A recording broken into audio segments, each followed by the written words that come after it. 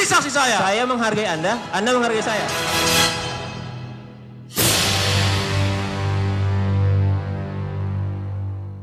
Penyebab kematian korban Mirna adalah karena cyanida atau NaCN yang jauh lebih besar dari lethal dosis atau LDLO sehingga menyebabkan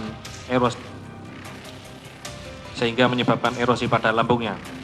Perbuatan terdakwa Jessica Kumala alias Jessica Kumala Wongso alias Jess sebagai diatur dan diancam pidana dalam pasal 340 Kitab Undang-Undang Hukum Pidana.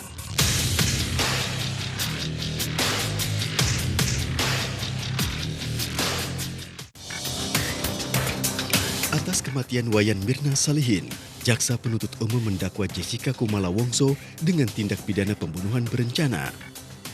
Dalam dakwaannya, jaksa meyakini Jessica yang meracuni temannya sendiri, Mirna Salihin, dengan menggunakan sianida.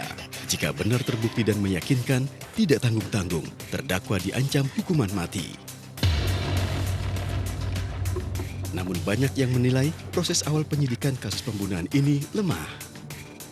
Bahkan otopsi yang menjadi bagian terpenting untuk mengungkap penyebab kematian pun tidak dilakukan. Ahli kedokteran forensik hanya mengambil sampel cairan yang ada di lambung Mirna. Kami akan jelaskan bahwa kami diminta oleh penyidik untuk melakukan pemeriksaan jenazah dan pengambilan sampel untuk pemeriksaan toksikologi. Apa itu toksikologi? Yang diminta adalah lambung. Lambung ya? Ya. Isi lambung dari jenazah. Dari jenazah Mirna Salihin ya. Salihin, siap. Setidaknya ada 6 bagian yang penting dilakukan untuk mengetahui kematian dengan penyebab racun.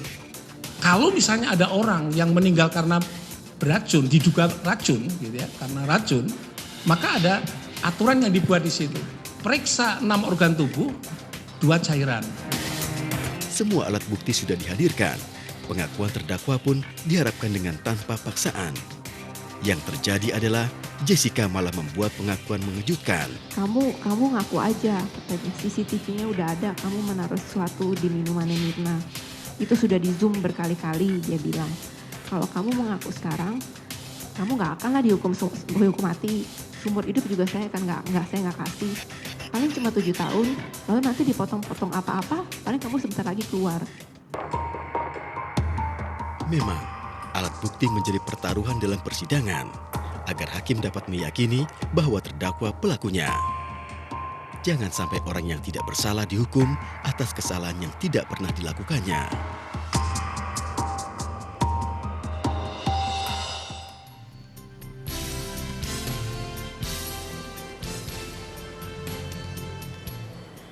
Ya, pemirsa, semua alat bukti sudah dihadirkan dan juga 62 orang saksi juga sudah memberikan kesaksiannya dalam persidangan di pembunuhan Wayan Mirna Salihin dengan terdakwa tunggal Jessica Kumala Wongso. Jika melihat dari agenda yang sudah disampaikan oleh Majelis Hakim di pekan lalu, rencananya besok adalah sidang lanjutan untuk pembunuhan Wayan Mirna Salihin yang beragendakan tuntutan yang akan dibacakan oleh Jaksa Penuntut Umum. Lalu apakah memang rangkaian cerita ini sudah menemui titik terang dengan kehadiran 62 saksi dan juga penyertaan bukti-bukti yang ada dalam persidangan? Kita akan bahas pada malam hari ini dalam Talk to iNews dalam misteri kematian Mirna dengan 3 orang narasumber yang sudah hadir. Tentu saja kami perkenalkan terlebih dahulu ke hadapan Anda. Di ujung sebelah sana ada Mas Reza Indragiri yang selalu memberikan komentarnya begitu ya terkait dari awal kasus ini mencuat, seorang pakar psikologi forensik. Selamat malam Mas Reza, terima kasih sudah hadir. Waalaikumsalam. Kemudian ada juga saya katakan sebagai seorang mantan Jamintel, begitu Pak ya?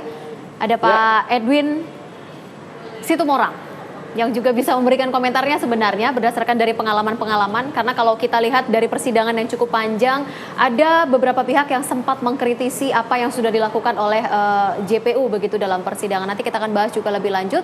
Juga seorang praktisi atau seorang pakar hukum pidana, ada Pak Nasrullah di sini yang juga bisa memberikan gambarannya begitu ya terkait dengan mungkin ada pernah kasus serupa yang pernah terjadi begitu di Indonesia atau yang pernah Anda lihat sepanjang inikah Pak Nasrullah? Sering? Sangat sering. Oke, apakah memang rentetannya memang seperti ini? Cuman saya tidak pernah melihat ada perkara yang dilakukan penyiaran langsung seselengkap kasus ini. Tapi soal persidangan yang seperti ini sering sekali terjadi. Oke, artinya apalagi secara di pengadilan tipikor itu sampai malam sering. Oke, artinya secara umum memang kasus yang sedang dijalani oleh Jessica Kumala Wongso ini memang sudah sesuai dengan tata urutannya begitu ya? Tidak ada yang salah. Tidak ada yang salah. Tapi kalau ada hukum membaca, acaranya berjalan sebagaimana mestinya. Walaupun saya sedikit khawatir akan jika dipermasalahkan adalah persidangan sampai jam 2 pagi. Itu udah salah karena prinsipnya adalah ketika hakim mengetok palu, dinyatakan sidang ditutup dan dilanjutkan tanggal sekian. Begitu tanggal sekian, misal tanggal 15. Nah, besoknya itu kan tanggal 15 itu hanya sampai jam 12 malam.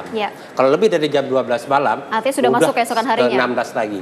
Itu merupakan sesuatu yang sebenarnya pernah juga terjadi, tetapi pernah dipermasalahkan dan itu dianggap salah. Oke, apa yang menyebabkan itu menjadi salah begitu? Apakah memang karena kelewat hari atau memang apa? Kelewat hari. Kelewat harinya. Namun kan saya juga bisa pahami bahwa persidangan ini hakim membuka lebar kepada para pihak untuk saling membuktikan karena mungkin saya melihat hakim sudah sedikit menganut prinsip adversarial system. Artinya membuka kesempatan kepada kedua pihak. Adversarial system gitu. itu adalah hakim memberi kesempatan kepada pihak yang berlawanan untuk saling membuktikan dalil-dalilnya. Hakim lebih cenderung berada pada garis untuk mendengarkan penggalian-penggalian mereka. Ketika hakim merasa perlu menggali, baru dia gali.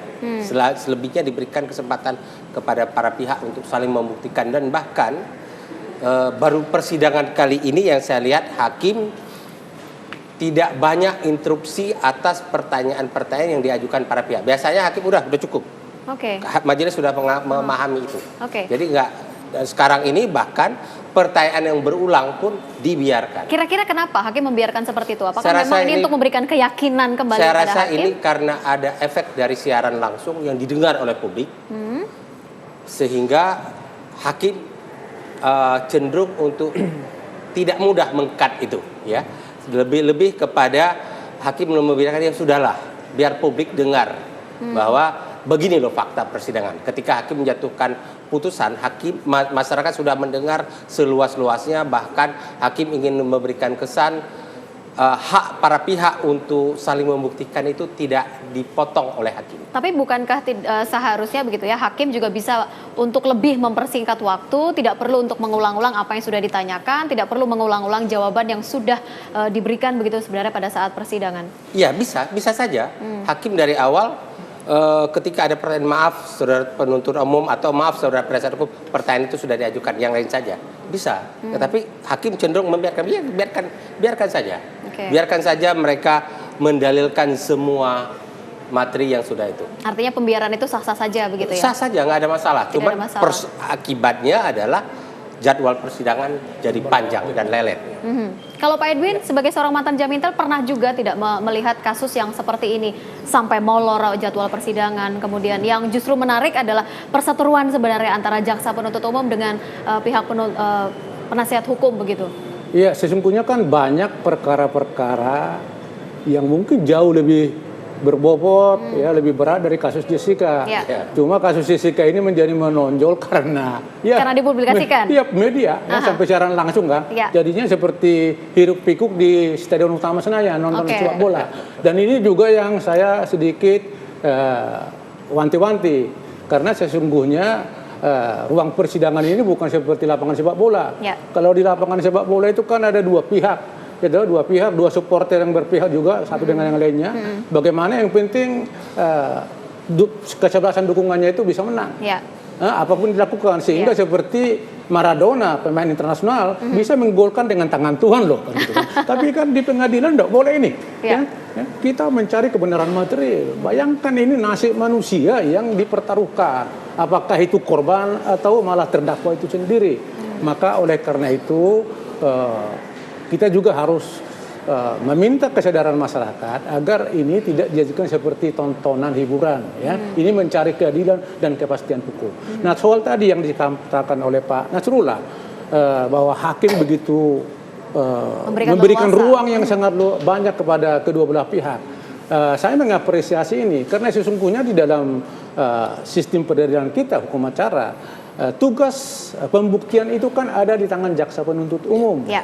Ya, oleh karena itu ya normal-normal aja dan sewajarnya lah hakim itu harus memberikan porsi ya yang sebesar-besarnya kepada jaksa penuntut umum yang bertugas untuk membuktikan dakwaannya. Tentu untuk keadilan hal yang sama pun harus juga diberikan kepada penasehat hukum. Cuma yang dibilang Pak Nasrul tadi, ya jangan menjadi tidak efisien.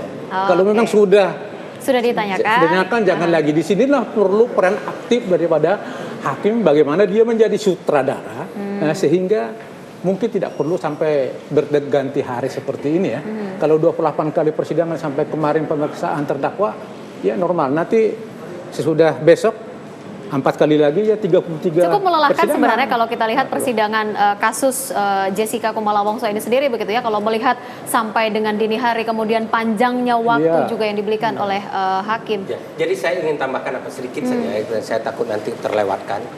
Jadi kita kan sedang menyusun RUU KUHP yang sudah diserahkan kepada DPR ya. Dalam RUU KUHP itu disebutkan di dalam pasal 4 peradilan dijalankan dengan sistem adversarial system. Jadi apa yang diperankan oleh hakim ini sebenarnya sudah merujuk kepada sistem adversarial system sebagaimana halnya di dalam RUU KUHP. Nah, benar sekali kata beliau Pak Erwin tadi, mungkin harus ditata lebih baik. Nah, soal lamanya saksi ini, banyak lamanya persidangan, bahkan di pengadilan tipikor itu bisa sampai 140 orang saksi dihadirkan. Ya, itu namun nggak satu orang saksi itu nggak berlama-lama. Saya baru melihat juga ini ada satu orang terdakwa diperiksa dari jam 11 sampai jam 12 malam, 12 jam itu. Biasa pemeriksaan terdakwa 2-3 jam, paling lama udah selesai. Ini baru yang paling lama. Oke, baik. Nanti kita akan lanjutkan kembali perbincangan ini. Saya kepengen ke Mas Reza sebenarnya, tapi mungkin bisa disimpan begitu ya jawabannya. Apakah Mas Reza juga masih tetap yakin begitu dari awal kasus ini mulai tidak menyebutkan nama Jessica Kumala Wongso sebenarnya sebagai tersangka, tapi ada indikasi lain sebenarnya. Sedikit saya, Mas Reza masih tetap dengan pernyataan tersebut? Masih, tapi cenderung berubah. Oke, masih tapi cenderung berubah. Kita akan lanjutkan kembali pemirsa di Top 2 News sesaat lagi.